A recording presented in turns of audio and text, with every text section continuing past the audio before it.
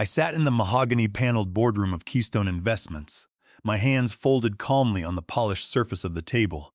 The view from the 44th floor showed the gray morning fog clinging to the city skyline. But inside, the atmosphere was far colder. Across from me, Tasia Thorne was clicking to the next slide of her presentation.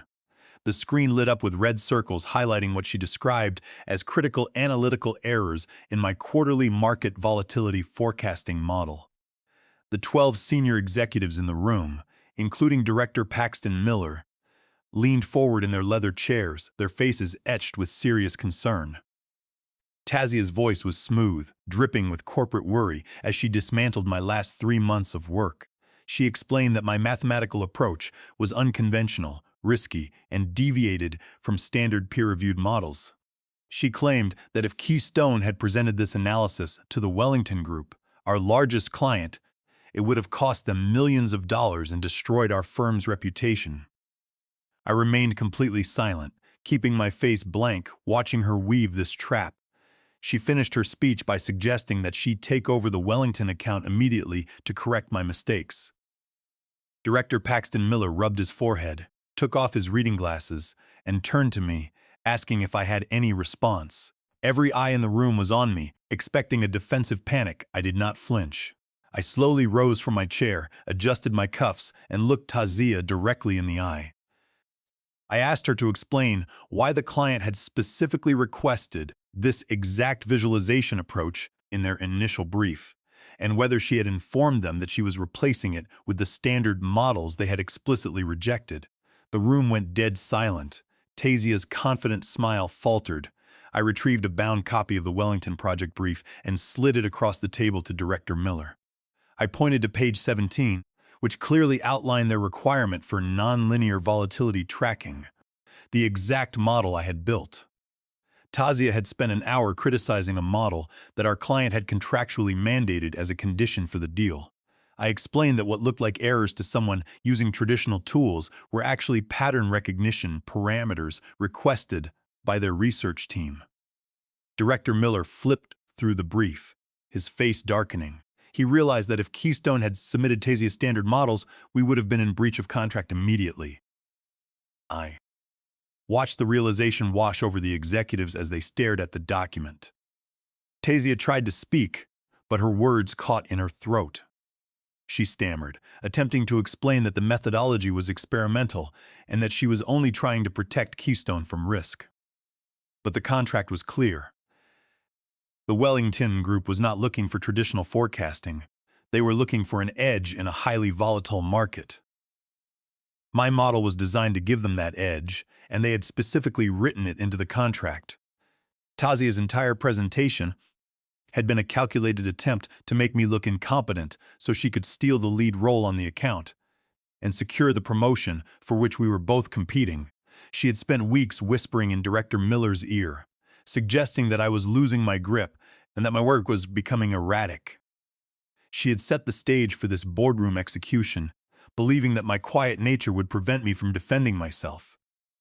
But I had been preparing for this day. I had documented every meeting, every email, and every request from the Wellington Group. I knew that Tasia was trying to undermine me, and I had chosen to let her proceed, knowing that the truth would be my shield. Director Miller closed the brief and looked up at Tasia, his eyes cold. He thanked her for her input, but suggested that she leave the room so the executives could discuss the matter privately. Tasia gathered her tablet, her face pale, and walked out without looking at me. Once she was gone, Director Miller apologized to me for not verifying the client's requirements directly. He confirmed that the Wellington account was mine to lead, and that my custom model would be the official submission. It was a complete victory, but as I walked back to my desk, I felt no joy. I only felt the exhaustion of having to fight so hard just to do my job. Tasia had underestimated my patience and my commitment to documentation. She had assumed that because I was quiet, I was weak. But silence is not weakness. It is a space where you gather information, observe patterns, and wait for the right moment to act. I had waited, and Tasia had walked right into the trap she had built for me. When I sat back down at my desk, I began reviewing the timeline of the project, making sure that every detail was in place.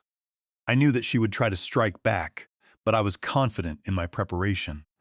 The silence in the boardroom had been deafening, a stark contrast to the noise Tazia had been making for months. It was a reminder that in the corporate world, facts and preparation will always triumph over politics and empty words. I spent the rest of the day organizing my files, preparing for the upcoming client meetings, and ensuring that my team was aligned on the next steps for the Wellington account. My name is Edward Vance, and at 48 years old, I had spent the last 4 years at Keystone Investments building a reputation as a meticulous and quiet analyst. Unlike Tazia, who spent her time networking with executives and playing office politics, I preferred to let my work speak for itself. I had grown up observing my mother, a talented systems engineer, who was constantly passed over for promotions because she was not loud enough to be heard in a room full of aggressive men. She taught me that competence and documentation were the only things that truly mattered in the end. I had carried that lesson with me throughout my career, believing that if I did job well, recognition would follow. But Keystone was a competitive environment, and I quickly realized that quiet competence was often ignored unless it was defended. When Tazia Thorne joined the firm 2 years ago, she immediately stood out. She was charismatic, articulate, and knew how to position herself in front of the right people. She became my colleague, and for a time, we worked well together. I shared my methodologies with her, believing that we were teammates. I did not realize that she was studying my work not to learn, but to find a way to use it against me. The Wellington account was the opportunity we had both eagerly sought. It was a $5 million contract, and Director Miller had announced that whoever led it successfully would be promoted to Senior Vice President of Analytics. I had spent 3 months developing the custom volatility forecasting model for Wellington. I worked late into the night, writing code and testing the algorithm against historical market data. My model reached an accuracy rate of 84% in predicting significant market movements, compared to the 61% achieved by traditional methods. It was a breakthrough, and I was proud of it. When Tazia offered to handle the client communications, I accepted, grateful to focus on the quantitative analysis. I did not know that she was hiding my progress reports from the client and telling Director Miller that I was struggling with the project. She was building a narrative of my failure while taking my code and trying to adapt it for her own use. But my code was complex, and she did not understand the underlying mathematics. That was why she had highlighted my calculations as errors during her presentation. She simply did not comprehend how the nonlinear equations functioned. She had assumed that because my results did not match the textbook models, they must be wrong. She had planned to expose my supposed incompetence, take over the account, and then hire an outside consultant to fix the models. It was a ruthless plan, but it relied on the assumption that I would remain silent. She had underestimated my patience and my commitment to documentation. I had kept every email, every version of the brief, and every line of code. I was ready to defend my work, and I did. I knew that Tazia would not stop here, but I had established a solid foundation. I was 48 years old, and I had seen enough of these office games to know that they always had a weak point. Tazia's weak point was her lack of technical understanding. She had spent her career talking, but when it came to the math, she was out of her depth. I spent the weekend reviewing the code again, ensuring that there were no vulnerabilities that she could exploit. I was determined to protect my work and the promotion that I had worked so hard to earn. The lesson my mother taught me was clear. Never let them see you sweat, and always keep the receipts. I had the receipts, and I was ready to use them.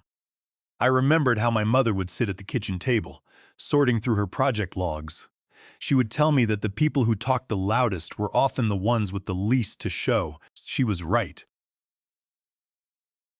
Tazia had built her reputation on meetings and presentations, but when Director Miller asked her to explain the calculations, she had nothing. She could not explain how the algorithms worked because she had not written them. She had simply copied my formulas and tried to present them as her own.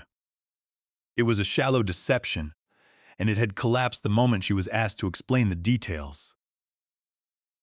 I was determined to make sure that Keystone understood the value of my work, and that Tazia would not be able to steal credit for it. I spent the evening writing a detailed report outlining my methodology, showing how it met the client's requirements, and demonstrating its superior accuracy. I was ready to present it to the board on Monday morning. To ensure my position was secure, I also began mentoring two junior analysts who had joined our department recently. I taught them how to document their calculations, how to maintain version control on our forecasting repositories, and how to verify calculations using independent data streams.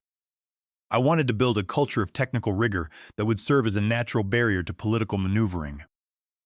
By sharing my knowledge, I was not only helping them grow, but I was also establishing a team of loyal professionals who understood the value of real analysis. I knew that in the long run, having a team that respected the mathematics would be a powerful shield against anyone who tried to take credit for our work. I was determined to create a workspace where competence was recognized and protected, and where documentation was seen as the foundation of our success. The fallout from the boardroom meeting was immediate. The next morning, Dr. Sanjay Nari, the head of research at the Wellington Group, arrived at our offices for a scheduled review. Director Miller had called a meeting with the senior executives, Tazia and me. When Dr. Nari sat down, Tazia tried to regain her footing by presenting a revised version of her standard forecasting model, claiming it was the official Keystone submission. Dr. Nari stopped her mid-sentence. He expressed his deep disappointment, stating that Wellington was explicitly trying to avoid those standard models. He confirmed that they had insisted on the custom nonlinear model as a condition for the contract, and that Ms. Tazia's submission was completely unacceptable. Director Miller intervened, assuring Dr. Nari that the custom model developed by Edward Vance was the official Keystone submission. Dr. Nari smiled and shook my hand, stating that he looked forward to working with me. Tazia sat in silence, her face completely drained of color. Once the meeting ended, she was called into human resources. Because of company policies, she was not fired immediately, but she was stripped of all client contact and reassigned to internal database management. My promotion to Senior Vice President of Analytics was finalized that afternoon, with a significant increase in salary. It should have been the end of the conflict. But Tazia was not someone who accepted defeat quietly. She began a subtle and systematic campaign of sabotage against me. Files began disappearing from my shared network drive. Important calendar invitations were deleted, causing me to miss meetings. One morning, I discovered that a presentation deck I had prepared for Wellington had been altered overnight. Key numbers had been changed to make my projections look inaccurate. I knew it was her, but I had no proof. The IT department claimed it was a system glitch. I realized that Tazia still had access to the shared folders and was using her network of allies within the firm to undermine my work.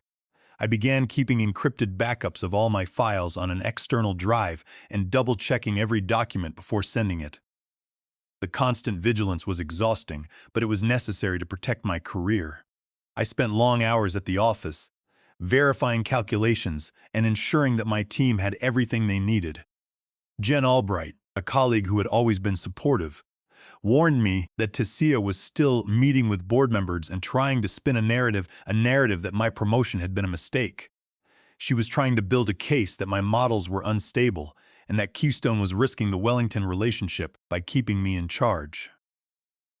I knew that I had to remain careful, but I did not realize how far she was willing to go. I realized that Tazia's desperation was growing. She had lost her client contact, her reputation, and her chance at the promotion. She was cornered, and a cornered rival is always dangerous. I decided to install a logging utility on my workstation to track any unauthorized access to my files. I also requested that Director Miller restrict access to the Wellington project folders to only those directly involved in the analysis. He agreed, which helped secure my data, but the tension in the office remained high. I felt like I was walking through a minefield, never knowing when the next explosion would occur. But I kept my head down, focused on delivering the best possible results for Wellington, and let my work speak for itself. I spent my evenings analyzing the network access logs, looking for any signs of Tazia's activity. I found several instances where files had been accessed from an internal terminal registered to the database management department during late hours. It was not enough to prove sabotage, but it confirmed my suspicions. Tazia was using her new position to access my work and try to find a way to undermine me. I shared this information with Director Miller, who promised to investigate, but without direct proof, his hands were tied. I knew that I had to remain vigilant and protect my work at all costs. I was 48 years old, and I was not going to let a disgruntled colleague destroy what I had spent decades building. Tazia was assigned to the database archiving department, located on the basement floor, where the low ceilings and dim lighting reflected her fallen status. She spent her days categorizing transaction databases from the late 1990s, a tedious task that she viewed as a massive insult. Her anger grew with each passing day, and she became determined to make me pay for her humiliation. She began using her access to the legacy servers to launch silent attacks on my directory. She knew that if she could disrupt the Wellington projections, the firm would blame me, and she could present herself as the rescuer once again. But I had expected this. I had configured my logging utility to send alerts directly to my phone whenever a file in my folder was opened or modified. The system was airtight, and I caught every attempt she made. I did not report her immediately. I wanted to gather a complete dossier of her activities so that when I did present the evidence to HR, there would be no room for excuses. I spent my weekends documenting the timestamps, the terminal identifiers, and the specific files she had tried to corrupt. I was building a case that would ensure she could never work in this industry again. It was a slow and exhausting process, but I knew it was the only way to protect my work and my team. 2 weeks after my promotion, Tazia Thorne resigned from Keystone Investments. I thought I could finally breathe a sigh of relief, but my peace was short-lived. A few days later, Jen Albright showed me a press release announcing that Tazia had been hired by Criterion Analytics, our chief competitor, as their new director of strategic forecasting. It was a significant step up for her, and I immediately felt a knot form in my stomach. My fears were confirmed when Dr. Sanjay Nari called me to report that Criterion Analytics had approached Wellington with a proposal that was identical to the custom forecasting models I had developed. He explained that Tazia was presenting the methodology as her own proprietary innovation and was offering to implement it at a lower cost. I was furious. She had not only stolen my work, but she was using it to poach our largest client. I met with Director Miller and the Keystone legal director to explain the situation.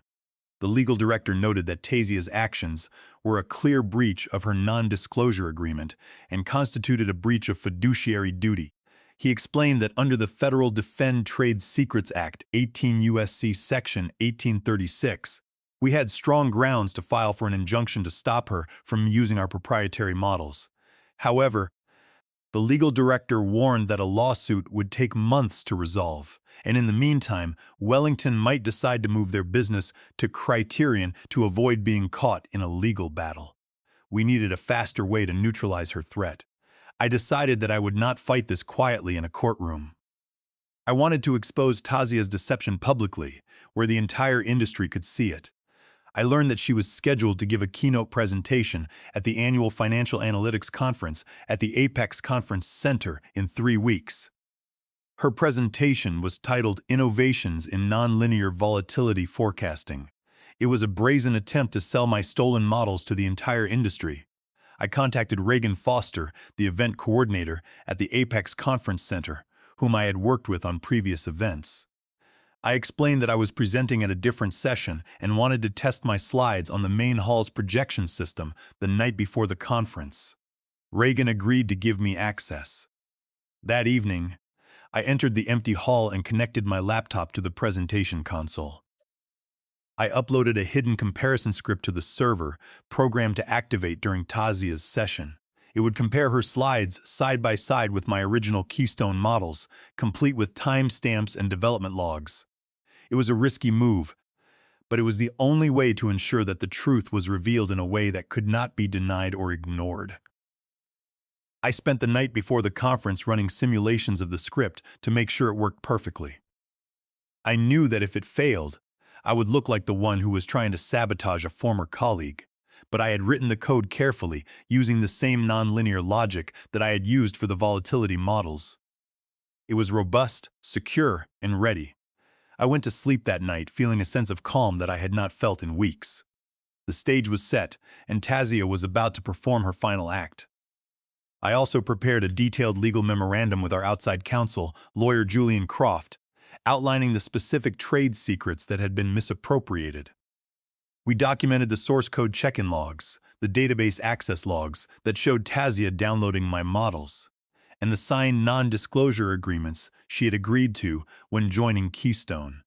We wanted to make sure that when the trap was sprung, Criterion's executives would have no choice but to terminate her immediately to protect their own firm from a massive federal lawsuit under the Defend Trade Secrets Act. I was determined to end this once and for all, not just for my career, but to prove that quiet quantitative analysts could protect their work from political opportunists. The legal consultation with lawyer Julian Croft took place in his office on the 44th floor, surrounded by heavy shelves of federal reporters and corporate law manuals. Julian was a sharp man who had spent 30 years defending Keystone's intellectual property. He drank his coffee black and listened intently as I laid out the evidence. He reviewed Tazia's employment contract, focusing on the proprietary information clauses. He explained that because the algorithms had independent economic value and we had taken reasonable measures to secure them, they met the federal definition of trade secrets under 18 U.S.C. Section 1836. He drafted a federal complaint requesting a temporary restraining order and a preliminary injunction, citing a clear breach of fiduciary duty. We decided to hold the filing until the day of the conference to maximize its strategic impact. Julian agreed that exposing her during the presentation would force Criterion's legal team to act immediately rather than letting their lawyers drag out the case in court for months. We were going to hit them with a double blow, public exposure and a federal lawsuit delivered simultaneously. It was a calculated risk, but it was the only way to protect Keystone's largest account and ensure that Tazia's deception was completely neutralized. To prepare the script for the projection server, I spent several hours analyzing the center's presentation software. I knew that it utilized a basic network database to cache presentation slides. My script was designed to run in the background, monitoring the slide deck being loaded into the main screen.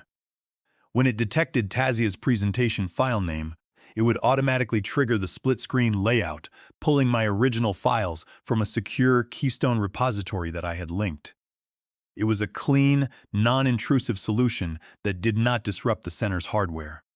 I wanted to make sure that everything was technically perfect, so there would be no claims that I had hacked or damaged the center's systems. The day of the conference arrived, and the main hall of the Apex Conference Center was filled with senior executives from across the financial sector, including Dr. Sanjay Nari and several board members from Keystone. Tazia Thorne took the stage, looking confident and poised in a tailored suit.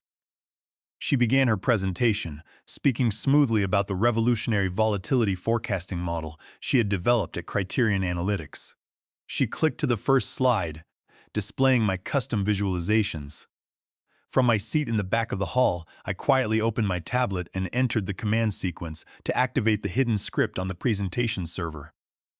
As Tazia clicked to the next slide, the projection screen split in two.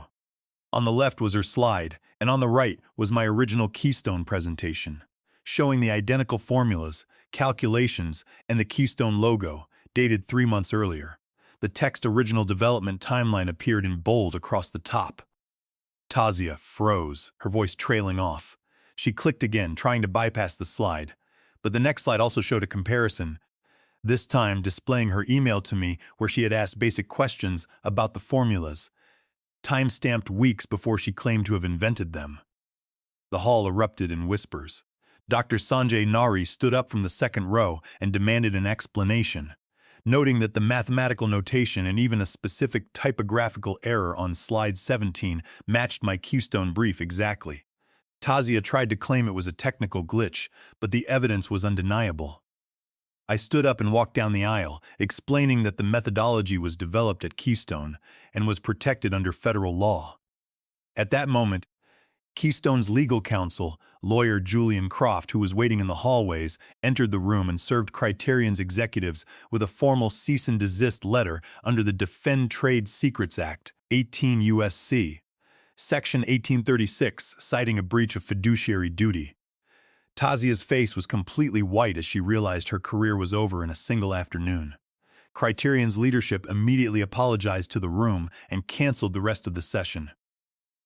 3 days later, Criterion released Tazia by mutual agreement, and she was blacklisted from the financial industry. Wellington Group expanded their contract with Keystone, ensuring our relationship for years to come. I was promoted to Chief Methodology Officer at Keystone with a substantial salary increase. Quiet competence, backed by meticulous documentation and a strategic legal response, had prevailed over corporate politics. I sat in my new office looking out at the city skyline and realized that my mother's advice had been correct. Documentation is the ultimate weapon. It had saved my career, secured my promotion, and exposed a rival who believed that she could win by playing dirty.